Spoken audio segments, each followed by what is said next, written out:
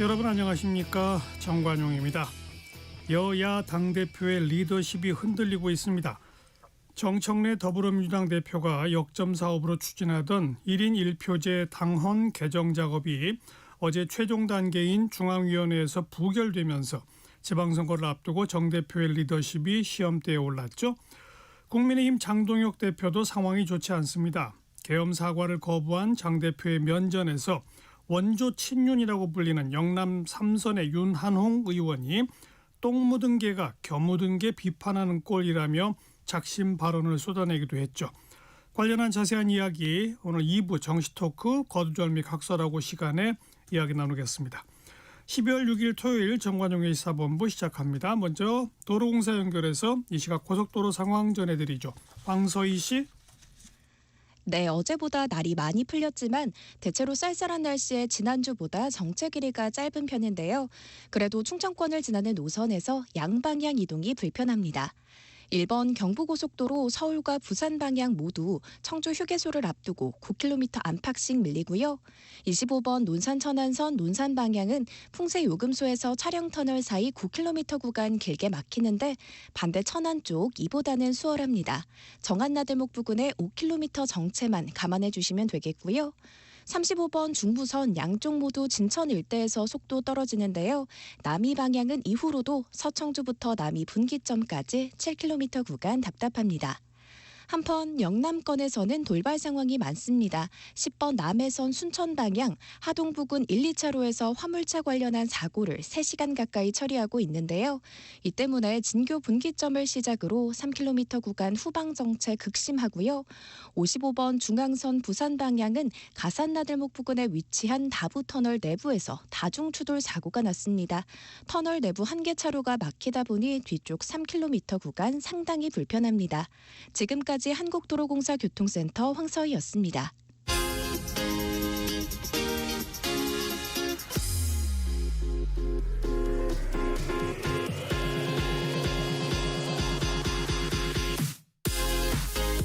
대한민국 시사의 중심 토요일 일요일 낮 12시 10분 KBS 1라디오 정관용의 시사본부.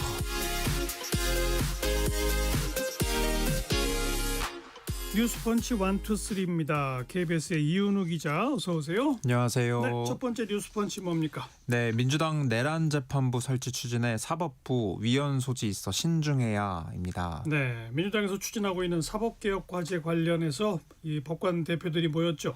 네, 맞습니다. 민주당이 추진하고 있는 이 내란 전담 재판부와 법 왜곡죄 이런 사법개혁 과제에 관련해서 이제 법안들이 이제 본회의 처리를 앞두고 있는 상황인데요. 이대로면은 원내 과반인 민주당 주도로 사실상 통과될 가능성이 높습니다. 네.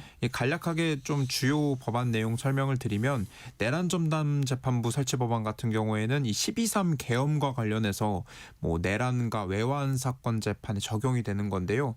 1심과 2심 2개 이상의 전담 재판부를 만들고 영장 전담 법관도 2명 이상 두는 내용인데 이제 가장 논란이 됐던 부분은 이 전담 법관을 이제 헌재 소장과 법무부 장관 그리고 판사회의에서 각각 추천을 하는 겁니다. 이제 법안이 통과되면 당장 윤석열 전 대통령의 이 내란 우두머리 혐의 재판도 영향을 받게 될 거로 보이고요. 그리고 이제 법 왜곡죄 신설의 경우 이 법령을 잘못 적용하거나 뭐 사실관계를 조작한 판검사를 처벌할 수 있도록 하는 그런 조항을 신설하는 겁니다. 그래서 관련해서 어제 전국의 법원장들이 모여가지고 우려를 표한 거죠. 네, 이제 어제 전국 각지의 법원장들이 모이는 전국 법원장 회의가 열렸는데요. 여기서 이제 여당의 사법개혁 법안들에 대한 논의가 있었습니다. 이제 우선 조희대 대법원장 같은 경우 충분한 논의와 공론화 과정이 필요하다면서 신중한 진행을 당부를 했고요. 이제 세부적으로 보면 법원장들이 이 내란 전담 재판부의 경우 현재 법안대로면 이 법무부 장관에게 전담 법관 추천권이 생기잖아요. 예. 그러면서 이 형사재판상으로 보면 한쪽에 이제 담당자인 검찰을 지휘하는 법무부가 이 재판부 판사 추천권까지 좀 좌지우지하게 되는 거예요. 그렇죠. 그러면서 이 부분을 좀 문제를 삼았고 또 이제 소송 진행 도중에 뭐 피고인의 구속 기간을 6개월에서 6개월에서 1년으로 늘리는 그런 세부 내용이 있었는데 이 부분에 대해서도 좀 위헌 소지가 있다 이런 의견이 나왔습니다. 예. 이제 법관들은 당장 이대로 법안이 통과되면 위헌 시비가 결국 생길 수밖에 없고 그러면 이제 현재 진행 중인 내란 관련 재판 다수가 중단될 수밖에 없지 않겠냐 이런 우려가 나왔는데요.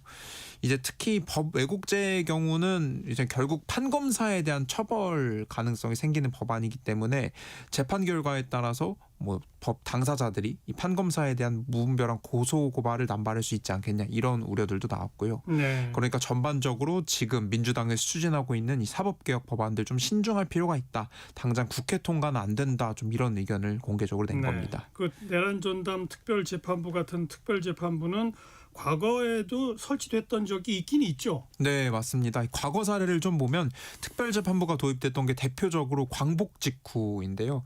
당시에 친일파 청산 목적으로 좀 제대로 된 친일 청산이 필요하다. 그래서 뭐 반민특위 특별재판부가 설치된 적이 있고요. 네. 또 이승만 정부의 그 3.15 부정선거 처벌을 위해서 이제 만들었던 특별재판부가 있었습니다.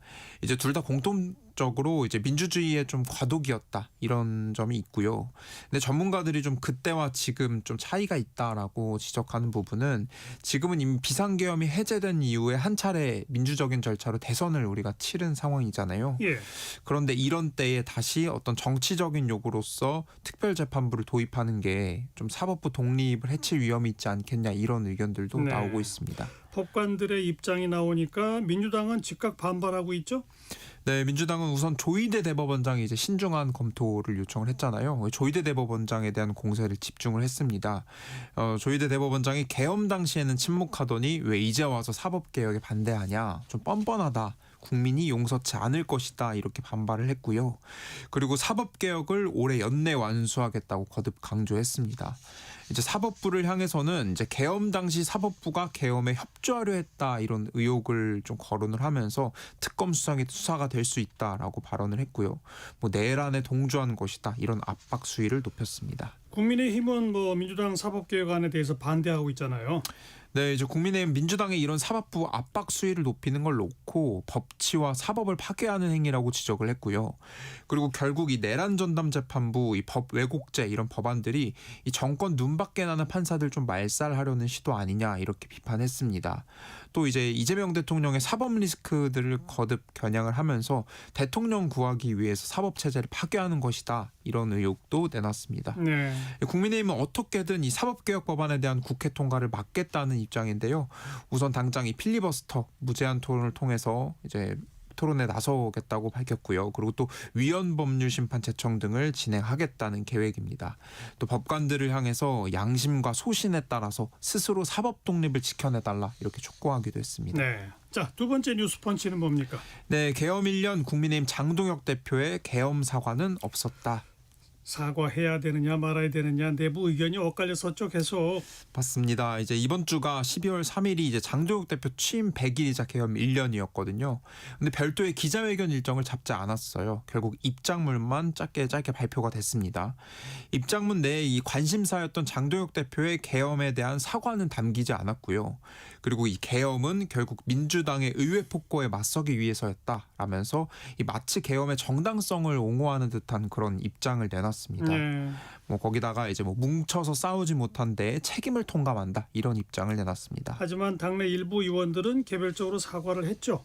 네, 이 장동혁 대표의 사과가 없자 개별 의원들이 저마다 사과 입장을 내면서 좀 당이 분열되는 모습이 확실히 좀 드러났어요. 먼저 이 국민의힘 초재선 의원을 주축으로 당내 의원 25명이 대국민 사과문을 발표했습니다. 예. 초선에서는 김용태 의원, 재선에서 이성권 의원이 국회에서 직접 사과문을 낭독을 했는데요. 이제 주 내용은 비상계엄은 대한민국의 자유민주주의를 부정하고 짓밟은 반헌법적, 반민주적 행동이었다면서 이 국민 앞에 고개 숙여 사과를 했습니다. 또 추가로 이 앞으로 윤석열 전 대통령 등 계엄 주도 세력과 정치적으로 단절하겠다. 그러니까 계속 당내 거론됐던 그 극단적 세력과 단절하겠다 이런 입장을 밝혔습니다. 예. 이 사과문에 포함됐던 명단을 올린 25명 외에도 이 25명은 주로 뭐 소장파 의원들이나 뭐 친한계, 친한동훈계 의원들이 포함돼 있었는데 뭐 이 밖에도 SNS를 통해서 의원들이 개별 사과를 냈던 이제 인물들이 좀 있었는데 뭐 이전 지도부 비대위원장을 지낸 권영세 의원이나 박형수 의원 등 좀 여러 명이 개별로 이제 SNS를 통해서 사과를 하면서 약 당내에서 40명 의원들 가량이 계엄에 대해 사과했습니다. 예. 그리고 또 이제 당내 투톱 중 이제 또 다른 대표 이 송원석 원내대표가 국민의힘 의원 107명을 자신이 대표한다면서 계엄 사태에 대해 사과하는 기자회견을 열기도 했습니다. 예. 다만 이 송원석 원내대표 입장문에서 좀 아쉽다라고 지적이 되는 부분이 이 뭐 107명을 대표해서 사과를 했다고는 하지만 여전히 그 장동혁 대표가 낸 입장문과는 거리감이 좀 있거든요. 그래서 이 계엄에 대한 사과가 뭐 정말 107명을 대표하는 게 맞냐 뭐 이런 좀 비판도 있었고, 그리고 특히 이 계엄에 대한 사과 외에 이 윤석열 전 대통령과의 절연 내용은 송원석 대표의 기자회견에 담기지 않았습니다. 그래서 여전히 극단 지지층을 의식하고 있는 지도부 에 대한 좀 지적들이 나왔습니다. 예. 이런 지도부 스탠스에 대해서 좀 비판이 터져 나왔는데 이제 소장파 김재섭 의원 같은 경우에는 뭐 공개적으로 장동혁 의원이 대표 자격이 없다 이렇게 공개 비판에 나섰고요. 뭐 전 비대위원장을 지낸 김용태 의원도 유감이다 이런 입장을 내놨습니다. 이제 지방선거가 뭐 180일 6개월 가량밖에 안 남은 상황이잖아요. 그래서 뭐 이 상황에서 이 현 장동혁 지도부 체제 안에서 당이 좀 지선을 제대로 치를 수 있겠냐 이런 불만도 내부적으로 터져 나오고 있습니다. 예. 이런 분위기를 좀 특히 보여주는 대표적인 발언이 아까 앞서 말씀해 주셨던 그 원조 친윤 삼선 의원이죠. 윤한홍 의원이 어제 윤석열 전 대통령과의 인연, 골수 지지층의 손가락질을 다 벗어던지고 계엄의 굴레에서 벗어나야 된다 이렇게 공개 입장을 밝혔어요. 그리고 현 당 상황에 대해서 똥 묻은 개가 겨 묻은 개 비판한다. 이렇게 이야기하면서 직설화법이네요. 네, 아무리 뭐 이재명 정부를 우리 당이 비판을 해도 국민들이 받아들일 수 있겠냐 이런 비판을 한 거예요. 이 원조 친윤계로 대표적으로 꼽히는 인물이 뭐 권성동, 이철규, 장제원 의원 그리고 윤한홍 의원이 사실 대표적이거든요. 그런데 이 원조 친윤격인 이 윤한홍 의원조차도 윤 전 대통령에 대한 단절을 공개 요구하면서 당내 분위기가 더 크게 화제가 됐습니다. 네. 마지막 세 번째 뉴스펀치 뭡니까? 네, 마지막은 훈시기영 현지 누나 대통령실 인사청탁 문자 논란입니다. 이게 휴대폰이 카메라에 찍히면서 불거지기 시작한 논란이죠? 네, 이제 국회에서 이번 주 예산안 처리를 위한 본회의가 열렸었는데 민주당 문진석 원내수석 부대표의 문자 메시지가 언론 카메라에 포착이 된 거예요.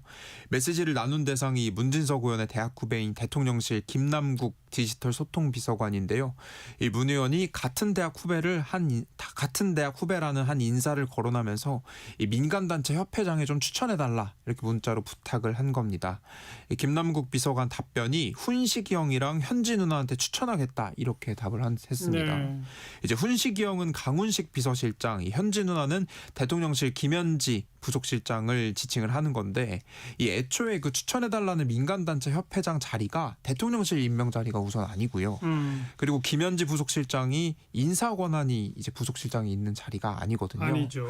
그래서 이를 놓고 좀 부적절한 인사청탁이다 이런 논란이 불거졌습니다. 특히 김현지 실장 같은 경우 지난 국정감사 때부터 야당에서 계속 뭐 이재명 대통령의 측근이자 정권 실세다, 상황이다 이런 의혹들을 계속 내놓고 있는 상황이거든요. 그런데 대통령실 인사 중에 한 명인 이 김남국 비서관이 인사청탁 메시지에 대해서 바로 현지 누나에게 추천하겠다 이렇게 답을 하니까 곧바로 이 실세 의혹이 좀 더 불거진 겁니다. 그래서 김남국 비서관은 곧바로 사퇴했죠? 네, 김남국 대통령실 비서관 이제 구두 경고를 받고 논란 이틀 만에 결국 사직을 했습니다. 대통령실 설명은 이제 김 비서관에 대한 강한 질책이 있었다. 그러면서 국정에 부담을 준다는 우려 때문에 본인이 직접 사의를 표명했다 이렇게 설명을 했고요. 그리고 또 사진을 찍힌 당사자 이 문진석 원내수석 부대표도 부적절한 처신에 송구하다면서 사과 입장을 밝혔습니다. 이제 민주당에서는 우선 당 차원에서 이번 청탁 논란이 뭐 윤리감찰단 조사가 이뤄질 만한 사안은 아니다 이렇게 좀 선을 그었고요. 국민의힘에선 연일 김현지 부속실장을 정조준하면서 공세를 이어가고 있습니다. 그러면서 뭐 이번 논란이 권력형 인사농단이다 이렇게 주장을 하면서 김 비서관의 사퇴가 꼬리 자르기고 김 부속실장이 결국 책임을 져야 한다 이렇게 촉구하고 있습니다. 네, 뉴스펀치 1, 2, 3였습니다. KBS 이윤우 기자 고맙습니다. 네, 감사합니다. 정관용의 시사본부 듣고 계십니다. 12시 25분 향해 가네요. 기상청 교통정보센터 차례로 연결합니다. 기상청의 최영우 씨. 네, 주말 날씨 정보입니다. 강추위가 좀 풀리면서 서울 아침 기온은 영하 2도로 출발을 했습니다. 그래도 12월 이맘때 추위는 남아 있는 상황이고요. 오늘 낮 기온은 서울이 7도로 예상됩니다. 어제보다 4, 5도가량 높겠습니다. 세종, 대전, 대구 9도, 광주 10, 강릉, 부산 11, 제주는 16도까지 오르겠고요. 내일은 오늘보다도 기온이 더 올라 서울의 아침 기온이 영상권 3도로 출발해 낮 기온 12도까지 내일 기온은 오늘보다 좀 더 높아집니다. 하지만 월요일은 다시 기온이 떨어져 서울의 낮 기온이 6도에 그치는 등 기온이 오르락 내리락 하겠습니다. 감기 조심하셔야 되겠고요. 주말인 오늘 중부지방은 흐린 가운데 밤까지 수도권, 충남, 충북 북부에 5mm 미만의 비가 오는 곳이 있겠고 강원 내륙과 산지는 1에서 3cm의 눈으로도 내릴 가능성이 있습니다. 중부지방이나 전북 동부는 그제 내린 비나 눈이 아직은 빙판길과 도로 살얼음, 결빙으로 남아있는 곳이 있는데요. 점차 기온이 올라서 눈이 내일까지 쭉 녹기 전까지는 교통안전, 보행자 낙상 사고에 주의하셔야 되겠고요. 동쪽 지역의 건조함은 더 심해졌습니다. 현재 경북 울진, 포항, 강원 동해와 강릉을 포함한 6개 시군에 건조 경보 내려져 있고요. 그 밖에 동해안, 경상권 내륙 건조주의보 발효 중입니다. 불씨 관리 잘 하시기 바랍니다. 현재 서울 기온 3.1도까지 올랐습니다. 주말 날씨 정보 전해드렸습니다. 계속해서 이 시각 교통 상황 KBS 교통정보센터에서 이현 씨가 정리해드립니다. 네, 주말치고 이동량이 많은 편은 아닌데요. 중앙고속도로 부산 쪽으로는 경남권입니다. 두 군데에서 사고 있었습니다. 우선 다부터널 부근의 사고는 처리됐고요. 정체 풀려가고 있습니다. 더 가서는 대감 분기점 부근에서 사고를 처리하고 있는데요. 대동 분기점 부근부터 정체되고 있는 이유입니다. 고창 담양고속도로는 양방향에서 작업 여파를 받고 있습니다. 담양 쪽으로는 남고창 부근 지나기 답답하실 텐데요. 3km 구간 작업 정체가 이어지고 있고요. 고창 쪽으로는 장성 1터널 부근에서 작업하고 있습니다. 5km 구간 막히고 있습니다. 오늘 강원도와 이어지는 길들의 소통이 원활한데요. 서울 양양고속도로 양양 쪽으로는 양양을 거의 다 가섭니다. 양양 분기점 부근에서 사고를 처리 중이라 3km 구간 여파를 받고 있습니다. KBS 교통정보센터였습니다.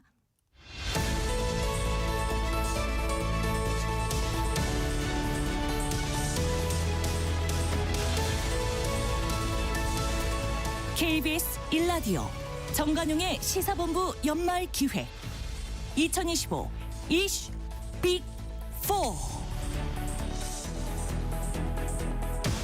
2025년 한 해를 이슈 빅4로 정리하는 연말기획, 오늘부터 매주 토요일 일부 시간에 보내드리겠습니다.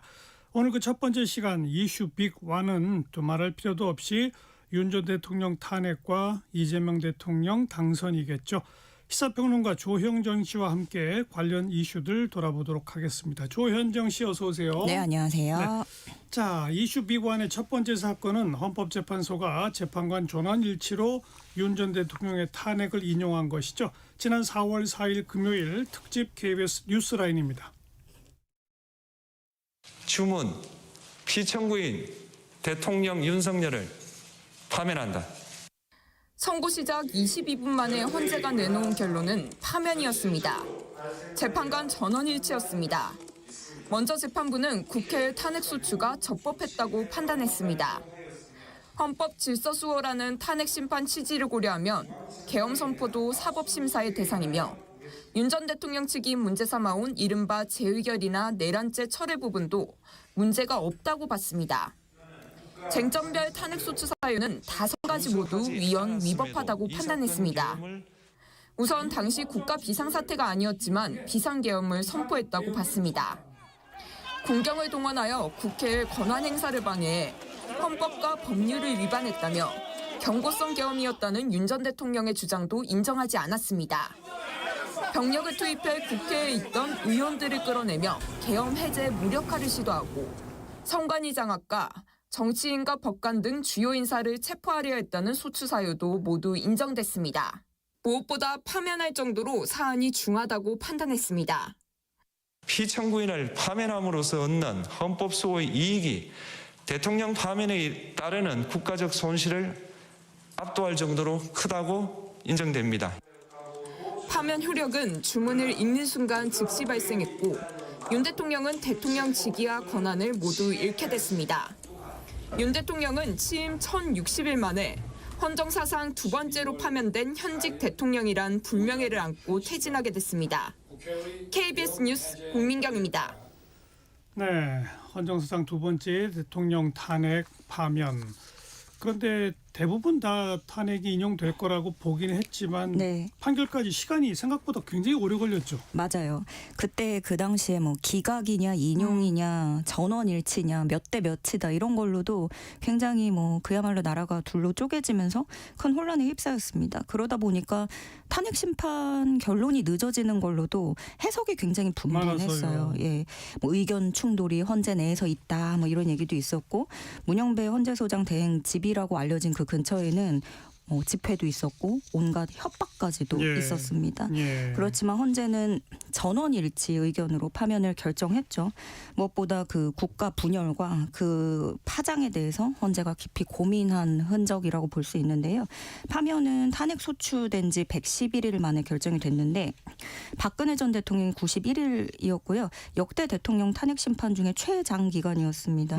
또 파면 결정문도 89,515자. 역대 가장 많은 글자 수로 이루어져 있었습니다. 네. 윤 전 대통령이 주장한 경고성 계엄이다, 이른바 계몽령이다, 이거는 전혀 받아들여지지 않은 거죠. 네. 그런데 지금도 내란 재판에서는 변호인들이 계속 그 주장을 펴고 있긴 해요. 그렇습니다. 아직까지 이제 2시간짜리 계엄이 어디 있냐. 예, 맨 처음에 이런 얘기를 했죠. 그래서 윤 전 대통령이 그때부터 지금까지 일관되게 주장하는 거는 야당이 전횡을 부렸기 때문이다. 반국가 세력에 맞서서 내지는 국가 위기 상황을 국민에게 알리기 위해서 호소하기 위한 계엄이었다. 이런 주장을 했는데요.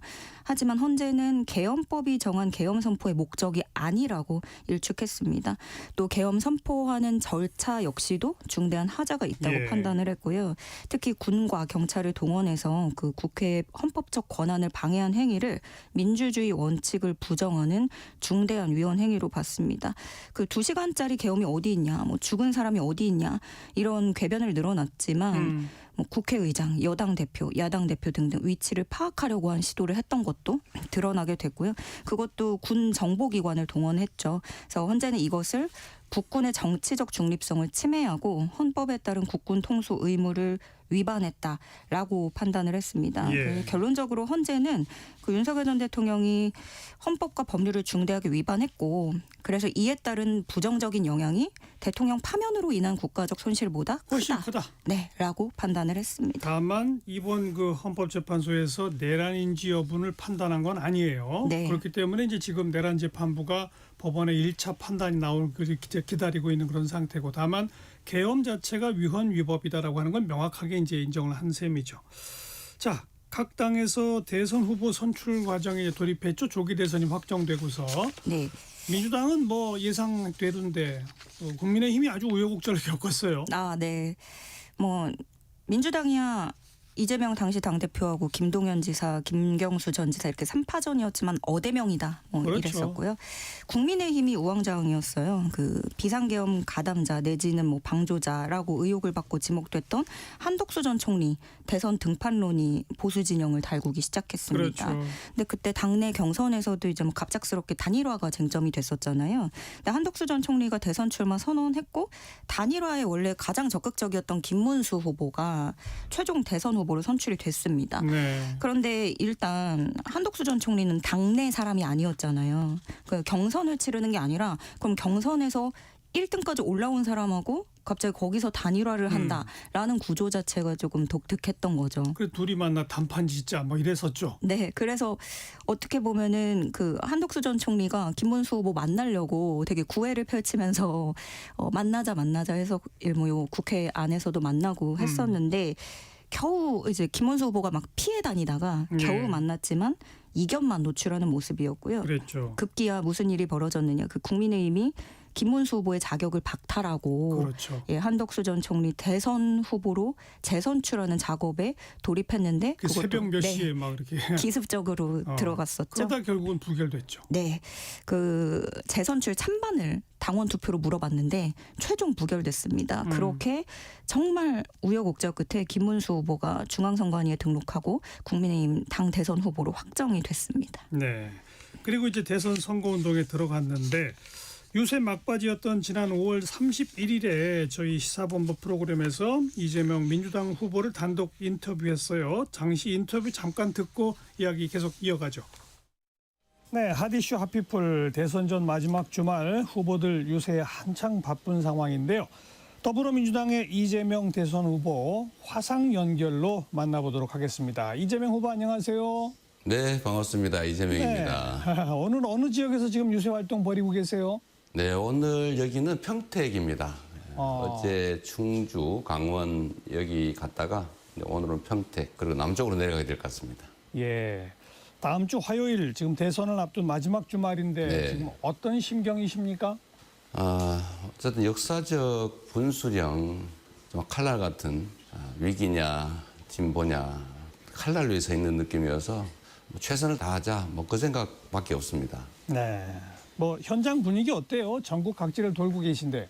그 정치인들이 빠지는 착각 중에 그런 게 있는데 분위기가 좋지요. 왜냐하면 다 지지하는 사람들만 모이니까요. 예. 종전 저번 대선 때보다는 나은 것 같습니다. 승리를 확신하시나요?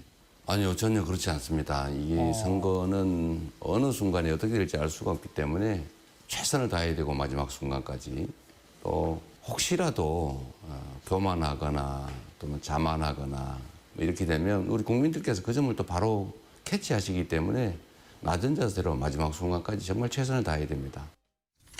네, 승리를 확신하느냐라는 제 질문에 그렇지 않다라고 답을 했는데 결과는 이렇습니다. 6월 4일 수요일 특집 KBS 뉴스광장입니다. 개표 6시간 만인 오늘 새벽 2시 30분 KBS 당선 예측 시스템 디시전 K+가 더불어민주당 이재명 후보의 제21대 대통령 당선 확정 판정을 내렸습니다. 3년 만에 정권 교체입니다. 이재명 당선인은 당선이 확실시된 직후 자택을 나섰습니다. 우리 국민들의 위대한 결정에 경의를 표합니다.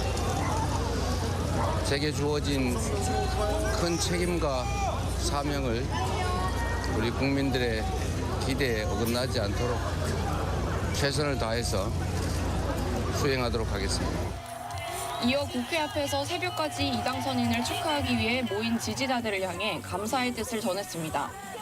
이제 6개월이 지난 이 시점에서야 비로소 그들을 파면하고 이 나라의 주인이 바로 우리 자신이라는 것을 여러분 스스로 투표로서 주권 행사로서 증명해 주셨습니다. 이 당선인은 중앙선관위가 당선을 결정하면 대통령 임기를 개시하게 되고 국회에서 취임 선서를 한 뒤 제21대 대통령으로서 공식 업무를 시작하게 됩니다. KBS 뉴스 김보담입니다. 탄핵에 따른 조기 대선, 그러니까 뭐 선거 기간도 사실 생각보다 훨씬 짧은 거고 인수위도 없이 곧바로 정권이 출범하게 되고 네. 뭐 이런 과정이었었던 것이죠. 네. 그런데 제가 이제 뭐 뻔한 질문에 뻔한 대답이지만 확신하시느냐 그러면 아니다, 최선을 다해야 한다. 근데 대선 결과를 의심하거나 다르게 예측한 사람은 아무도 없었잖아요. 솔직히 말해서. 이게 제일 솔직한 게 뭐 기업에 돈이 굴러가는 그런 건데 그때 당시에 이제 거의 다 이재명 후보가 되는 쪽으로 좀 많이 채비를 하고 그랬던 것도 같아요. 어쨌든 건 솔직하게는 다들 좀 그래도 민주당이 이번에는 승기를 잡고 있겠다. 유리한 쪽으로 그렇게 봤었죠. 당연한 거 아니에요? 아니 탄핵에 이은 곧바로 조기 대선이고 게다가 국민의힘이 막바지에 그 후보 선출 과정도 국민들 눈살을 그렇게 찌푸리게 했는데 이번에 그러니까 21대 대선에서는 이재명 후보가 김문수 후보 상대로는 289만 표 차의 표차가 컸는데요. 그 전에 이재명 후보가 원래 두 번째 대선 도전이잖아요. 네. 첫 번째 윤석열 당시 후보하고 할 때는 표차가 되게 적었어요. 아주 아슬아슬했죠. 네. 그리고 첫 번째 도전에서는 이재명 당시 후보가 결국에 졌죠. 근데 그때부터 그 사법 리스크가 발목 잡고 있었고 예. 그만큼 비호감도가 높았던 후보였던 것도 부정할 수는 없습니다. 그런데 이 두 번째 도전 결과를 보면은 사실 그 첫 번째 대선 때부터 해서 전 국민이 그 사법 리스크에 대해서 다 알고도 있음에도. 두 번째는 뽑았다라는 네. 게 되는 것이고 그래서 사실 뭐 지금 사법 리스크를 얘기하면서 어떤 정권 초기에 탄핵부터 이런 정권 교체부터 요구하는 야당이 좀 무리수를 던지는 측면도 있죠. 그래서 어쨌든 이 비호감 때문에 끝까지 고민하는 분들도 뭐 적지 않았다 뭐 이렇게 얘기하는데 그럼에도 내란 종식이라는 과제가 더 크게 다가왔던 것 같고요. 그렇죠. 별일 없으면 임기를 채울 거라고 생각했던 윤석열 전 대통령이 오히려 불법 계엄으로 스스로 폭주하고 자신의 손으로 임기를 중간에 끝내버리게 됐습니다. 그렇죠. 그 대법원에서 이재명 당시 후보의 선거법 위반 사건 고등법원에서 무죄 판결한 거를 이례적으로 빠르게 이 유죄 취지의 파기환송을 결정하지 않았습니까? 네. 그래서 이게 대법원이 이 정치판에 뭐 뛰어들었다, 대선에 개입한다, 뭐 이런 논란까지도 있고 했었지 않습니까? 그런데 좌우간 대법원이 그런 그 무죄가 아니라 유죄 취지의 파기환송이기 때문에 고등법원에서는 어쨌든 유죄로 이제 판결이 날 수밖에 없는 거란 말이에요. 사법적으로 보면. 네. 거기서 벌금 100만 원 이상이면 사실상 대선 후보 자격 자체가 없는 거거든요. 네. 그런데 이제 그 대법원이 그렇게 유죄 취지의 파기환송을 한 걸 국민이 다 알고서도 어떻게 보면 대선 후보 자격이 없는 사람일 수도 있구나라는 걸 알면서도 국민들이 찍었다는 거고. 이미 국민들은 사실 인지를 하고 있었고. 그리고 돌이켜 보면 바로 이런 점에서 윤 전 대통령이 계엄을 안 했으면 그래서 임기를 무사히 마친다면 그 사이에 법원 판단은 끝날 것이고 이재명 대통령은 대통령이 될 수 없는 사람이었던 거 아닌가. 역사의 가정법은 없지만 그러게 보면 윤 전 대통령이 이재명 대통령 시대를 열어준 거예요. 만들어준 거죠. 네. 그죠? 네. 자, 이재명 출범과 동시에 3대 특검이 곧바로 이제 시작됐죠? 네. 이 이재명 대통령 취임 후 엿새 만에 국회에서 1호 법안으로 3대 특검법 의결을 했고요. 같은 달 12일에 이재명 대통령이 조은석, 민중기, 이명현 특검을 각각 지명했습니다. 네. 그래서 규모 역대 최대로 꾸렸고 5개월가량 수사를 진행하고 있는데 이 중에서 뭐 어떤 식으로든 가장 많이 오르내리고 소비될 만한 거는 역시나 좀 김건희 특검일 수밖에 없었던 것 같아요. 그리고 내란 특검하고 김건희 특검은 수사가 아직 진행 중인데 순직해병 특검팀은 11월 28일에 150일간의 수사를 종료했습니다. 예. 내란 특검 출범하고 윤석열 전 대통령이 초기에는 뭐 출석하지도 않고 뭐 무리를 많이 빚었었죠. 지금도 마찬가지입니다. 물론 최근에 뭐 내란 재판에 가끔 출석은 하고는 있는데 이게 아니 뭐 재판도 이전에 네. 조사받으러 나오라는데 계속 불응하고 그래서 결국은 체포영장까지 발부받고 뭐 아주 우여곡절이 있었잖아요 초기에. 그거는 사실 이제 관저부터 시작됩니다. 그러니까요. 나오기 전부터 이제 경호처 앞세워가지고 무력으로 맞서고 있다가 사실 이 1년 동안의 과정을 국민들께서 이런 것까지 봐야 되나 싶은 장면들이 좀 많았던 것 같아요. 그렇게 해서 구치소에 수감이 됐고 내란 재판에는 그 과정에 그 키세스 얘기도 해야 돼요 꼭. 그 관저 앞에서. 예? 오늘은 사실 하고 싶은 얘기 많은데 1시간도 부족할 것 같아요. 아니요. 네. 말씀해 보세요. 그렇게 해가지고 재판은 출석을 안 했는데 가끔 이제 갑자기 나온다 하면은 본인의 보석 신문이 있는 날이라든가 그렇죠. 예, 뭐 이런 식으로 해서 나왔고 그 사이에 접견 횟수도 되게 많았잖아요. 또 단독 접견을 하기도 하고 뭐 특혜 의혹 이런 것들도 많이 있었는데 그렇게 버티기로 일관하다가 출석하는 날에는 대부분 진술 거부를 하거나 혹은 다른 참고인 증인들을 본인이 이제 좀 검사처럼 몰아세우는 네, 그런 모습도 있었고요. 그래서 본인의 어떤 특수통 검찰 출신으로서 경험을 총동원해서 뭐 재판을 회피하고 그런 모습이었습니다. 어떤 말까지 나왔었냐면은 재판 때 법원이 잘못을 인정하고 잘못을 시정할 마지막 기회라는 점을 저희들은 강조할 것이다. 뭐 이런 말이 예, 피고인 측에서 나왔어요. 특히나 많은 이들한테 충격을 줬던 거는 그 강제구인 시도할 때 수의를 벗고 바닥에 들어 누웠다라는 것이 알려지면서 큰 파장을 일으키기도 했고요.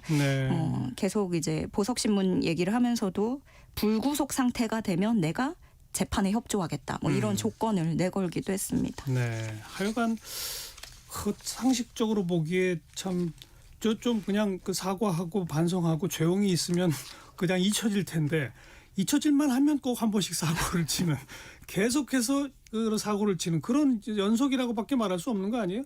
체포에 불응하고 그러다가 결국은 체포당하고 또 이상한 그 뭐 날짜 계산이 아닌 무슨 뭐 시간 계산 예. 뭐 이런 걸로 해서 풀려났다가 다시 또 구속이 되고 그리고 또 구인하려면 옷 벗고 그냥 버티고 그리고 재판정에 나와서는 자기 부하였던 사람들한테 피고인 부하한테 책임 전가하십니까 소리까지 듣는 맞습니다. 그 해교한 논리를 예. 계속 펴고 여인영 전 사령관 얘기를 또 하면서 어떻게든 홍장원 전 차장에게 그러니까 항상 그런 방식인 것 같아요. 지금 눈앞에 있는 거를 또 회피하기 위해서 계속 다른 얘기를 하고 이렇게 논점을 흐리는데 그래서 우리 뭐 폭탄주 그때 많이 마시지 않았느냐 뭐 이런 얘기까지 나오니까 그래도 전직 대통령인데 파면은 됐지만 전직 대통령인데 그런 모습을 보는 것이 참 국민들에게 참 씁쓸한 일인 것 같습니다. 네.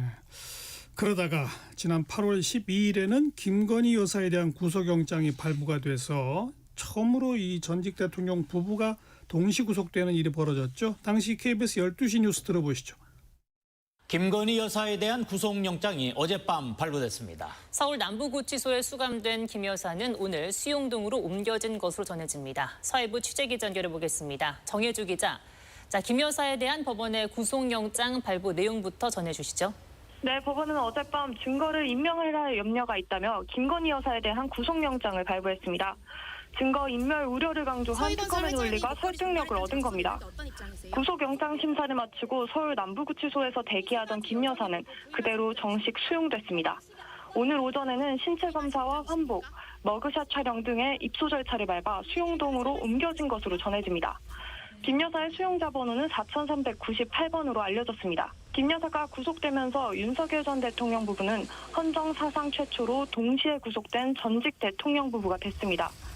의혹의 정점에 있는 김 여사를 최대 20일간 구속 상태로 조사할 수 있게 되면서 특검 수사도 탄력을 받을 것으로 보입니다. 특검팀은 조만간 김 여사를 소환해 연루된 의혹들에 대해 폭넓게 조사를 진행할 것으로 보입니다. 지금까지 사회부에서 전해드렸습니다. 부부의 동시 구속 처음이에요, 그죠? 네, 뭐 이 부부가 헌정사상 최초라는 타이틀을 되게 많이 갖고 있어요. 예. 그리고 김건희 여사가 그 검찰 조사하고 특검 소환까지 갈 때 포토라인 섰을 때 이런 말을 했었죠. 저처럼 뭐 아무것도 아닌 사람. 예, 뭐 심려를 끼쳐서 죄송하다. 그런데 아무것도 아닌 사람이라는 게 이제 뭐 그 청탁에 나중에 법리적으로 좀 피해가려고 했던 건지 어떤 의도인지는 알 수 없으나 어느 정도 변호인단이랑 얘기를 하고 나왔을 거고 그 뭐 본인은 아무것도 아닌 사람이라고 했지만 특검을 하면서 과정에서 되게 많은 정황들이 나왔잖아요. 어찌 보면 3대 특검이라고 그러는데 내란 특검은 사실 전직 대통령 그다음 뭐 국방부 장관, 행안부 장관, 뭐 총리 등등 그다음에 군의 수뇌부 뭐 이런 사람들이 그 비상계엄이라는 위헌 불법적인 사태를 저질렀구나. 그 사람들 처벌하면 되겠구나. 어찌 보면 뻔한 거예요. 네. 최상병 특검도 이 수사를 대통령이 화내면서 이 외압을 써서 막고 정말 처벌받을 사람들을 처벌 안 받게 하고 뭐 이랬구나. 대충 또 뻔한 거예요. 네. 근데 김건희 여사 관련해서는 그동안 너무나 많은 의혹들이 있었는데 하나도 제대로 수사된 것이 없었기 때문에 특검을 통해서 국민들이 이런 일도 있었어? 이런 일도 있었어? 이게 많이 밝혀졌죠? 그리고 사실 김건희 특검이라고 하고 3대 특검으로 나눠져 있지만 이 김건희 여사 리스크가 3대 특검에 다 연결이 돼 있는 거고 일례로 이런 겁니다. 뭐 김상민 전 검사가 그림을 선물했다라고 하는데 지금 이 특검팀이 한동훈 전 대표 참고인으로 부르려고 시도를 하고 있거든요. 근데 한 전 대표가 이때 공천권 행사했던 시기였고 이게 명태균 게이트하고도 연결이 되는데 총선 앞두고 김영선 전 의원한테 의창구 지역 그 김상민이 할 수 있게 해줘라 이런 얘기가 있었고 압력을 넣었고 그때 그 녹취가 나왔던 그 김상민 전 검사라는 사람이 그림을 줬는데 이 사람이 또 이렇게 뭐 김건희 씨 오빠하고 이렇게 연결이 돼 있다라는 게 특검 과정에서 나온 것이고 그리고 뭐 종묘에서 차담을 하고 뭐 어좌에 앉았다 그리고 이렇게 둘러보는 것도 넘어서 조선왕실 촛대까지 뭐 빌려갔다 이런 것들은 국민들이 까마득하게 까맣게 모르고 사실이죠. 있었던 거니까요. 예. 뭐 그리고 통일교 뭐 도이치모터스 주가 조작이라든가 뭐 양평 고속도로 노선 변경 이런 것들은 워낙에 뭐 잘 알려져 있었지만 그 외에도 너무 몰랐던 사실들이 많이 드러나고 아니 뭐 목걸이, 브로치, 뭐 핸드백, 뭐 구두, 뭐 심지어 금거북이까지. 네. 그러니까 저도 이 특검 내용을 매일매일 팔로우를 하면서 뉴스를 네. 전해드리고 있는데 그 가방이랑 목걸이 요 내용이 너무 이 많은 분들이 헷갈리고 기자들도 이걸 헷갈려요. 많아가지고 품목이 어떤 거 나토 순방 때 했던 거랑 다른 거랑 뭐 이게 헷갈려서 정리하기가 좀 그럴 정도로 예, 굉장히 많습니다. 예. 그러니까 그 공인으로서의 기본 의식이 아예 없었던 거 아니냐라고밖에 볼 수 없는 거 아닌가 싶어요. 그런 것들이 이제 모든 문제의 시초였던 것 같아요. 예. 그리고 영부인은 공직자가 아니다. 개입할 수 없다라는 전제도 좀 몰랐던 것 같고요. 네. 그래서 이렇게 얘기하면서도 기본적인 것도 이제 이해할 수 없는 부분들이 참 많은 거죠. 네. 이제 뭐 저 15년 구형까지 받았으니까 일단 선고는 이제 곧 내려질 것이고 윤석열 내란 우두머리 혐의 재판은 1월 한 중순 정도면 끝난다고 그러죠? 예, 그렇습니다. 그 전에 이제 연루된 피의자들 다 정리를 하고 그러면 네. 1월 중순쯤으로 보고 있습니다. 그렇죠. 다만 이제 뭐 국회에서 지금 내란 전단 재판부나 관련된 법들이 어떻게 되느냐 이런 것도 이제 마지막 남아 있는 변수라고 볼 수가 있겠고요. 자, 2025년 이슈 빅1 비상계엄 탄핵 그리고 조기 대선 그리고 이제 뭐 특검으로까지 쭉 정리된 연말까지의 상황을 정리해봤는데 우리 조현정 시사평론가 금년에 그 1년에 엄청난 정치적 사건들이 주는 교훈, 그 메시지 뭐라고 평가하시겠어요? 일단 저는 뭐 개인적으로는 슬픕니다. 슬프다. 예, 그러니까 정치적 신념이나 뭐 지지하는 정당, 진영 이런 거는 분명히 다를 수는 있는데 이렇게 좀 국민들이 분열하게 두는 것이 과연 정치인가? 그러니까 정치권에 나서서 국민들을 자극하는 그런 게 있었죠. 윤석열 전 대통령은 스스로 여론 전선을 형성했잖아요. 예. 옥중 서신을 냈는데 옥중 서신이 지금이야 여러 번 나왔지만 맨 처음 나왔을 때 그 당시에 기자들도 되게 헷갈려 있었어요. 이게 누가 지금 사칭하는 건지 진짜인지 정말로 본인이 냈다고 이런 분위기였거든요. 그런데 그게 거듭되더니 올해 12월 3일 1주년에도 메시지를 냈잖아요. 저는 그 결과는 서부지법 폭동 사태였다고 보거든요. 여기에 뭐 유튜버들까지 가세를 하면서요. 그래서 탄핵 국면 당시에 엄청 추웠어요. 저는 올겨울보다 지난 겨울이 너무 추웠다고 생각을 하는데 네. 어느 진영에서 나온 사람이든 우리 국민입니다. 주변에 뭐 친구, 동료, 부모님 같은 열심히 하루하루 살면서 그렇게 하시는 분들인데 이분들이 뭐 도시락 나눠 먹으면서 추운데 울고 이렇게 분신하기도 예. 하고 그걸 이렇게 자극하고 그걸로 내가 표를 받아먹겠다라고 생각하는 이렇게 극우를 치닫게 만드는 건 정치권의 입이거든요. 그렇죠. 예, 여러분 집에 가서 걱정 마세요라고 얘기하는 것과 이 한때 지도자였는데 너무 다른 거잖아요. 한마디로 절대로 되풀이돼서는 안 될 1년을 우리가 경험했다. 이렇게 말하면 될 것 같네요. 네, 정리를 다 해주셔서. 네. 조현정 시사평론가 고맙습니다. 네, 고맙습니다. 다음 주 이 시간에는 이슈 빅2로 광복 80주년과 고려인 보내드리겠습니다. K-팝 데몬 헌터스의 골든 잠깐 듣고요. 1시 2부에 다시 옵니다.